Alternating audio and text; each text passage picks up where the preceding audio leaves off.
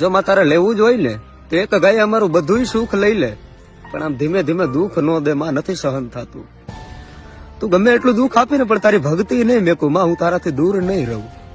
તારી ભક્તિમાં કદાચ મારે મોત આવી જાય ને, મારો મરવાનો દાડો આવી જાય ને, તો એ મને પહોંચ થાય માં, પણ તારી ભક્તિ નહીં મેકું માં.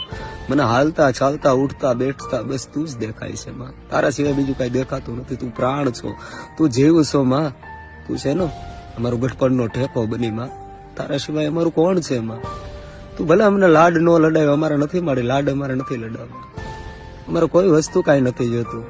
બસ માં ખાલી ખમા કહી દઈ ને માં, એક વાર માથે ખાલી હાથ ફેરવી દઈ ને માં, તો એ બધું અમને મળી જાય. હૃદયના ભાવથી મારી તારો હાકલો સાંભળવા માટે છે ને માં, આ રુદિયો કાયમિકના માટે રાહ જોવે છે કે ક્યારે અમારી ભગવતી અમને હાકલો દે. મળી એ અમારા નસીબમાં નથી. જોજો એટલે ક્યાં વાર ન લાગે તારે આવવામાં, કે તું આવીને અમારો જીવ વયો જાય. જોજે.